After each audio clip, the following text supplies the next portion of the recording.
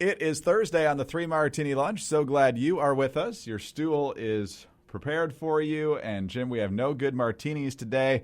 We have a theme, though. The theme is hacks.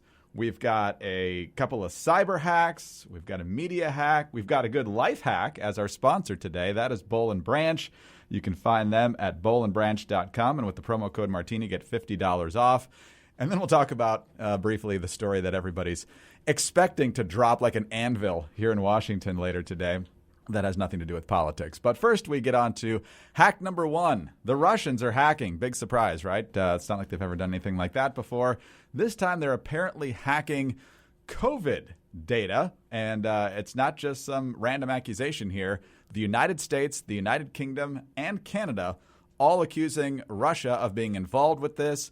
It's a nefarious group known inside the UK that is believed to be connected to Russian intelligence. Here's CNN's Nick Robertson with more of the story. What they are saying is very clear, that these operatives that the government here, the National Cybersecurity Center, believes are very likely connected to Russian intelligence operations, and we've heard them speak about this in the past as well, very likely connected to Russian intelligence operations, have been involved in trying to steal or get knowledge of, at least, information that's being used to look after the global population in this pandemic. It is a very, very sensitive issue. So, Jim, it could be that Russia's flying blind on their own coronavirus issues, but more likely, Russia just enjoys hacking people and seeing where other people are vulnerable. So what do you make of this, and what do you make of the three countries saying flat out, yeah, this is happening? Well, the first thing that comes to mind is right at this very moment, how many pieces of information are more valuable than the latest research on coronavirus vaccines? Maybe the nuclear codes to the football for the President of the United States. Maybe how NATO would respond to a Russian invasion of Europe, or how the U.S. would defend Taiwan from a Chinese.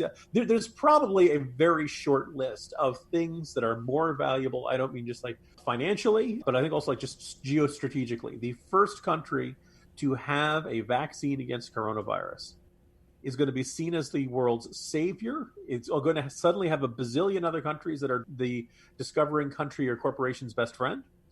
And once you have that formula, and by the way, there are several efforts at a vaccine that are looking pretty darn promising. We probably won't get it till the end of the year or beginning of next year, but we're liking what we see in a lot of fronts. Once you have that, you just have an unbelievable amount of power. You have an unbelievable amount of political power, geopolitical, diplomatic. Everybody in the world will want to be your friend. So there is a race for the vaccine. And by the way, probably we will see more than one country discover it. But if you're the first, and you can start helping other countries out with it, you will, this is the sort of thing that very few people will ever forget. Thus, everybody wants to find it. And if you can, get your answers by cheating off the term paper of the guy next to you, why not do something like that? The second thing that kind of comes to mind from this, Greg, is that whenever the topic turns to Russia, yes, President Trump seems to be very soft on Russia. He seems to be very easygoing regarding Vladimir Putin in his personal statements in ways that drive all kinds of people batty, particularly Republicans, people who are Russia hawks long before Trump was on the scene. We've been a little bit tougher in terms of our, aid to the Ukrainians and things like that, although we saw the infamous Oval Office conversation between Trump and the Ukrainian president. Trump has not been as consistent a foe of Vladimir Putin and Russia as many folks would like to see. And we've also seen a good chunk of the Democratic Party basically become born-again Russian hawks, that, after applauding all the Obama administration's moves, Hillary Clinton and the reset button back in 2009, Barack Obama's debate statement to Mitt Romney, the 80s skull, they want the foreign policy back. That somewhere really recently the Democratic Party suddenly realized that Vladimir Putin is not a nice guy and the Russian government is hostile, an argument that they vehemently rejected almost to the end of Obama's presidency. Maybe it was the invasion of Crimea that finally shook them off of it. And even then, they didn't really want to focus it. It was only after the perception that Vladimir Putin helped Donald Trump that it really turned into a big driving issue amongst a lot of Democrats. Look, Trump may not be president starting January 20th. He may win a second term. He may be around for another 4 more years. But at some point, Trump will not be president. I hope the Democratic Party keeps this anti-Russia attitude and keeps this hardline stance against them, because as we see from this hacking, Russia is not a good guy. Russia is a malevolent force on many fronts in this world. The Russian government is a bunch of bullies, and it needs to be stood up against. But my sneaking suspicion, Greg, is that this is driven much more by anti-Trump animosity than genuine anti-Vladimir Putin animosity, and that once there's a Democrat in the Oval Office, a lot of Democrats will stop worrying about Russia. And I think this news about the hacking and the vaccines indicates why that would be such a serious mistake. Absolutely right. Putin and his diabolical intel efforts are always with a purpose. And as we know, he has plenty of proxies around that will do the work. So good on the U.S., the U.K., and Canada for calling this out. And hopefully it was detected before a whole lot of damage was done, which is kind of a theme for our second martini, too. But in the meantime, let's talk about our friends over at Boll and Branch. Jim, we talked about them on Friday, and at that point, I hadn't gotten the sheets yet. But I knew they were coming later that day, and so the doorbell rang. I can't remember if it was the Postal Service or UPS that dropped it off, and wasn't sure who it was. So I opened the door, and there's the box sitting on the porch, and it was like the Wells Fargo wagon coming in, the Music Man or the phone book in the Jerk. I was really excited to get these sheets just to see what all the hype was about, that 3 former presidents sleep on these things. And as soon as you open the box, oh, man, fantastic stuff. Very soft. And the thing is, the more you use them and the more you wash them, especially in the first few uses, it actually gets softer. So what do millions of Americans and 3 former U.S. presidents have in common? They all agree that Boll and Branch sheets are the softest and most comfortable, pure organic cotton sheets on earth. Boll and Branch cotton is rain-fed, pesticide-free, and carries the highest organic certification.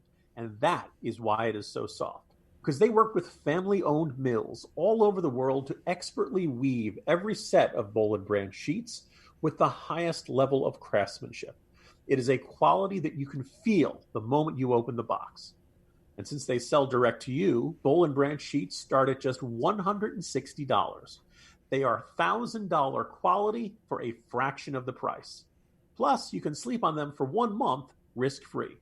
And I have gotten the chance to sleep on them, too. And you can tell as soon as you lay down on them that something's different about them. And the sleep has been fantastic. It's been pretty warm here lately. And I've felt very cool sleeping and also very, very comfortable. Great sheets. And right now, you will get $50 off any sheet set at bollandbranch.com with promo code Martini. That's spelled B-O-L-L and branch.com. Promo code Martini for $50 off. bollandbranch.com, promo code Martini. Restrictions may apply. See bollandbranch.com for details. All right, let's get on to hack number 2 now, Jim. And yesterday, the blue checks on Twitter were shut down because hackers were targeting some blue checks. They went after folks like Elon Musk and Joe Biden and Barack Obama and Kanye West and Kim Kardashian and a bunch of other celebrities, and imploring people to send them Bitcoin so they would double the offer. But that's not exactly what was really going on. Nobody was really asking people for Bitcoin donations. It was a hack. Here's Anna Werner over at CBS explaining it more. Here's how it worked. The sophisticated scammers took over verified accounts, then convinced Twitter users following those accounts to send Bitcoin, a digital currency that can be traded for dollars, to a website and promised double the money back. Within hours, Twitter limited functions for all verified accounts and acknowledged the hack, saying we are investigating and taking steps to fix it. So the hack was actually to Twitter, not Twitter users. So they got in that way. And so, Jim, you're a verified user of Twitter. What do you make of Twitter's security failure here? And what does it mean going forward? A lot of folks are worried that, we're in a political season here. Hackers could go in, take over somebody's prominent political account and put out garbage on there. So what do you think? Yeah, so the first thought is, like, if you gain the ability to send out tweets from some of the biggest names on Twitter and you use it to run a Bitcoin scam, the second thing is, like, and people actually thought, like, oh yeah, Barack Obama wants to pay double my Bitcoin. Let me send him look, I would ask any single person out there, at least every American out there, didn't you send enough money to Barack Obama for 8 years through your taxes? Okay, Elon Musk. Okay, he's a little bit weird sometimes. He's created consumer market flamethrowers, and he blasts cars into space for no good reason. All right, maybe he's weird, but you really think he's just going to double your Bitcoin? No. And the whole point of Bitcoin is it's very hard to trace online. Did no one smell any odor coming off from this offer?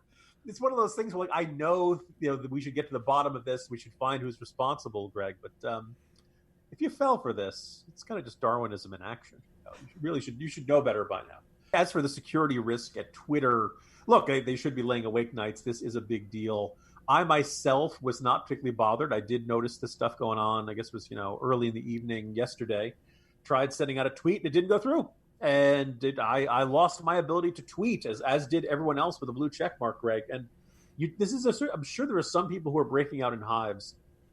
Greg, do you not realize how strangely excited I felt with the thought that I could never send a tweet again? I know everyone's like, well, Jim, you don't have to. Yeah, I don't have to. But you send out my articles, the click-through rate gets good. If I turn Twitter into an entirely passive, read-only, no contribution system, Greg, I could probably never get canceled for anything because I wouldn't be able to say anything. It'd be terrific. So it was kind of amusing to see this. It only lasted for, I don't know, it was an hour or less than an hour. Once we all came back, there were a lot of people who had lots of fun with it. As a lot of people, Greg, I put out this question. A lot of people described it as the rapture in reverse. All the blue check marks disappeared. Right. So the bigger problem is that let's imagine whoever these hackers are, let's imagine that somebody else figures out that same backdoor or technical loophole or something like that. You could imagine a lot of ways where you could do a lot more damaging mischief if you had the ability. For example, imagine the President of the United States and you announce, you do a variation of the Reagan joke. I've just signed legislation outlawing Russia forever. The bombing starts in 5 minutes. You could send false reports about somebody having coronavirus or there being exposure or something. You could false reports of terror. There's all kinds of stuff. And it came from, if the tweet came from a verified account with a person who had a decent amount of credibility and followers, all of a sudden people could start believing it, or at the very least you could create that kind of confusion. It's thinking of the text message that was accidentally sent out down in Hawaii a couple of years ago. Yes, indicating that there was an incoming intercontinental ballistic missile. If you wanted to influence a campaign, you could start sending out all kinds of hateful messages out to. You could send out all kinds of inappropriate messages out from an official account. Although people might immediately figure out that was a hack. The much more damaging one would be to send out messages that were false but maybe plausible.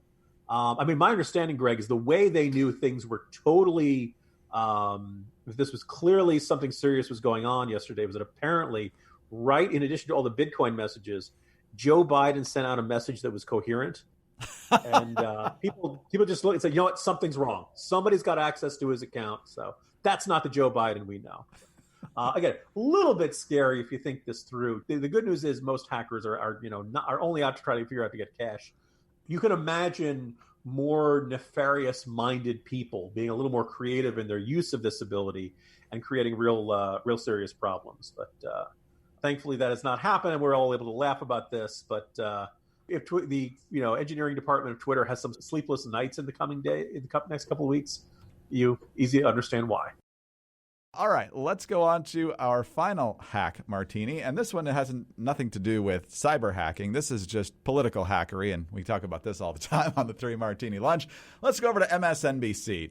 Katy Tur, and if you haven't seen Katy Tur, it's hard to explain. I think she's technically a news anchor, but it's just dripping with liberal opinion and innuendo the whole time. She's talking to Tim Murtaugh and scolding him about the fact that certain Republican political figures like the governor of Oklahoma and Herman Cain were diagnosed with COVID-19 after being at the Tulsa rally. I don't know if there's any conclusive connection to that, but it's plausible, I guess. She's talking about how they weren't 6 feet apart and there were no masks and that sort of thing. And so she was reading Tim Murtaugh, The Riot Act, and he says, well, it's interesting you've got this huge concern over this, but not so much with these protests that are in the streets. I guess it's because they have a political message you like. And so Katy Tur fires back. The interview ends poorly. And then Chuck Todd comes in with the most implausible explanation of what just happened. Here's the last 50 seconds of this. People were not wearing masks inside the president's rally. There was not social distancing being practiced. We saw the signs being removed from seats. So you can say you handed out hand sanitizer and gave out masks.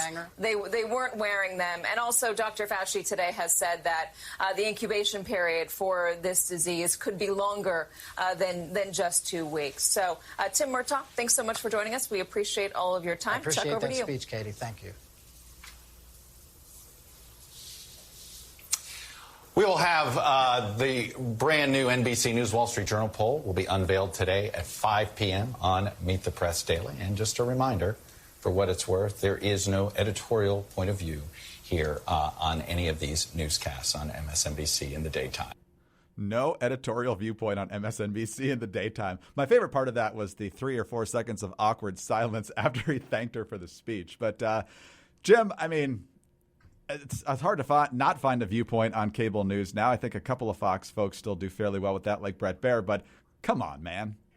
If there was ever a time to, quote the ESPN Sunday football guys, that's it. First of all, Greg, I remember, on one of a kind of a periodic theme when you and I discuss MSNBC, and as MSNBC has kind of adopted its persona as the more liberal network, although I guess many people would argue CNN's now trying to give them a run for their money. Going back even to the Keith Olbermann days, was what NBC News, the traditional network newscast, used to be anchored by Tom Brokaw, and Meet the Press, going back to Tim Russert, that there was this image of NBC News as not an outspoken liberal force in journalism. And then there was MSNBC, which had adopted this persona, and the inevitable question of at some point there would be tension there, that basically people who signed up to work for NBC News, whether or not they were liberals themselves, did not necessarily want to have their partisan leanings worn proudly on their sleeves the way MSNBC had kind of adopted that as their identity. I think that's gone, Greg. I don't really see any pushback from NBC News mothership from what MSNBC is. And Chuck Todd was one of the guys you might have pointed to at some point who could ask tough questions of both sides, and one of the better ones out there, and who I think now is tougher to distinguish from the overall theme that and vibe you find over at MSNBC. I also, just thinking about the segment that led into that, Tim Murtaugh is interacted with him on a campaign years and years ago. He's good at what he does. He is he's a good soldier. You are never going to get him to misstep or to offer any comment that comes across as critical of the president. He's never going to admit the president made a mistake. He's never going to get shoehorned into admitting the president didn't handle something the way he should have. He's everything a campaign wants in a campaign spokesman. Katie Tur is, we've enjoyed poking fun at the time she's gotten stuff wrong in the past. She is perhaps the distilled essence of modern MSNBC. Having the two of them on, I wonder which producer thought that was going to be a productive and illuminating conversation between the two of them, because you don't see a lot of Trump campaign talking heads going on Rachel Maddow. And I don't think that Katie Tur is light years away from the persona and attitude and mindset of a Rachel Maddow. So I don't find it surprising that the conversation or interview turned into an argument, and they started talking over each other, and the whole thing turned into this hard to understand gobbledygook as they both talked over each other. But I think that's the persona of MSNBC. I think it's what the MSNBC audience has been conditioned to want. I think people who want to find things that are more edifying and even-handed just don't watch MSNBC anymore. They've found other options, or they may have turned away from cable news entirely these days. So I don't spend a lot of time thinking about this, but to see Chuck Todd insisting, there's no ideology at daytime of NBC News. Come on. Take a look at your, by the way, isn't Joy Reid was during daytime for a long time, wasn't she? I think so. She's kind of bounced around on the I know she's now getting either the 6 or 7 p.m. slot. But, she's taking the hardball. That's slot. Right. Matthews, he was right down the middle. My favorite Katie Tur moment was, I think, in the wake of the tragedy at Parkland High School there in Florida, and she had a Second Amendment rights supporter on who gave a very cogent argument for why there should not be more restrictions on the Second Amendment, and her very nuanced response was, and then she dismissed the guest. So quality television right there. Yes, it was disgusted sighing as the counterpoint.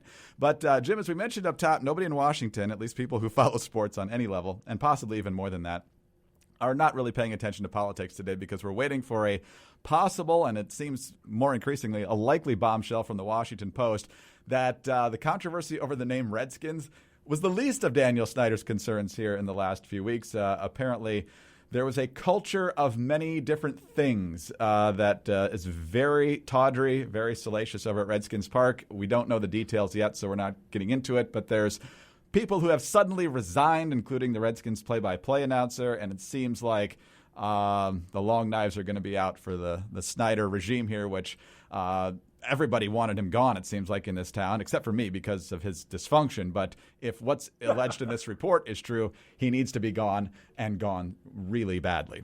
What's been really weird over the last couple of nights is almost every reporter who covers the Redskins, in some cases also just the broader NFL, have made comments that have been very vague, yes, but indicate, wow, there's a really bad story coming down the pike. Now, none of them have said it. And one of the things that's really standing out about this, Greg, is that usually when there are multiple reporters on a beat and word gets out that somebody on that beat has a huge scoop, everybody else tries to figure out what that scoop is and tries to scoop them, tries to get their version of the story out before the other guy.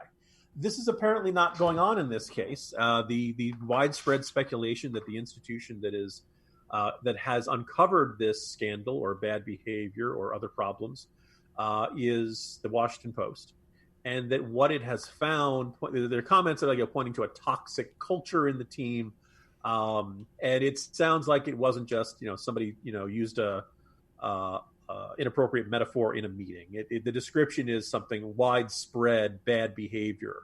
There have been a couple of reports out there. I'm not going to repeat them just because I just don't know if that's the case. It sounds like we're going to hear about it fairly soon, although nobody knows exactly when. But if so, it's bad. And the one thing I wrote a little bit about this in the Morning Jolt, just the observation a couple of years ago, there had been this story about the team had sent the cheerleaders out to a tropical island, took their passports upon arrival, tried to encourage them to pose topless and other things that started to go off in a direction that made the cheerleaders uncomfortable. And I kind of wonder if it's something in that vein. But it remains to be seen. Everyone in Washington is buzzing about it. And I think probably what's most interesting for the political audience such as ours, which is periodically drifting more and more into the sports talk radio area, is the observation of the recent name change by the Redskins. And this, after years of insisting they would never change, now they are. And so the interesting question is this because Daniel Snyder genuinely changed his mind? Or is it that he knows some sort of terrible story is going to come out down the pike and he wants to either distract people from that issue or he wants to generate some goodwill before the you-know-what hits the fan?